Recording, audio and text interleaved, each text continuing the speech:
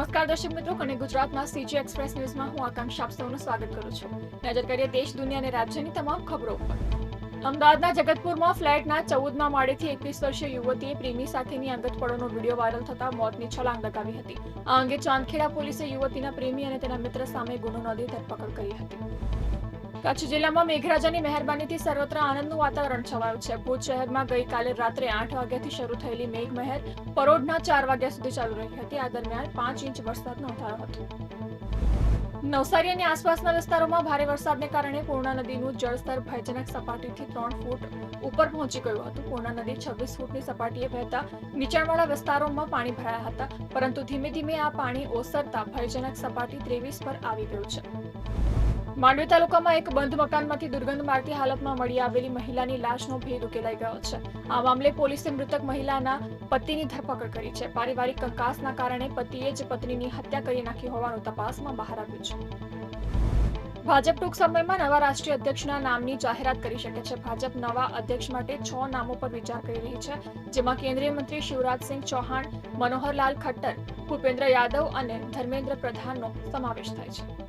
હિમાચલ પ્રદેશના ચંબા અને મંડી જિલ્લામાં વાદળ ફાટવાની ઘટના બની છે. આને કારણે રાજ્યમાં 5 પુલ ધોવાઈ ગયા છે. મંડી જિલ્લાના ચોહદ ખીણમાં એક વાહન વ્યવહાર અને 3 રાહદારી પુલ ધોવાઈ ગયા હતા. ભારત વિશ્વનો ચોથો સૌથી સમાન સમાજ બન્યો છે. આનો અર્થ એ થયો કે દેશમાં જે પણ વિકાસ થઈ રહ્યો છે તેના લાભ મહત્તમ લોકો સુધી પહોંચી રહ્યા છે. આ માહિતી વિશ્વ બેંકના તાજેતરના અહેવાલ ગીની ઇન્ડેક્સમાં પ્રકાશમાં આવી છે.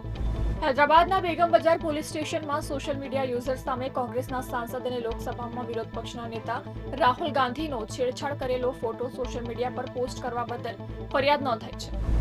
અમરનાથ યાત્રાથી જમ્મુ કાશ્મીરની અર્થવ્યવસ્થાને લગભગ 400 કરોડનો બૂસ્ટર ડોઝ મળવા જઈ રહ્યો છે. આતંકી હુમલા બાદ પાટા પરથી ઉતરી ગયેલ કાશ્મીરના પ્રવાસનને આ યાત્રા વરદાનરૂપ સાબિત થઈ રહી છે.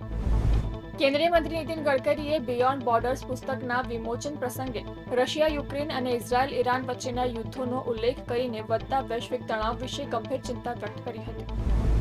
શુક્રવારે અમેરિકાના ટેક્સાસ રાજ્યમાં ભારે વરસાદ બાદ અચાનક આવેલા પૂરને કારણે અત્યાર સુધીમાં 51 લોકોના મોત થયા છે, જ્યારે લગભગ 27 છોકરીઓ ગુમ છે. અમેરિકા 1 ઓગસ્ટ 2025થી ભારત સહિત 100 દેશોની આયાત પર 10% નવો ટેરિફ લાદશે. ભારતમાં હાલમાં 26% ટેરિફ મુક્તિ છે, જે 9 જુલાઈના રોજ સમાપ્ત થઈ રહી છે. જો ત્યાં સુધીમાં કોઈ નવો કરાર ન થાય તો ભારતના કાપડ, ચામડા અને રત્નો જેવા નિકાસકારોને મોટું નુકસાન થઈ શકે છે.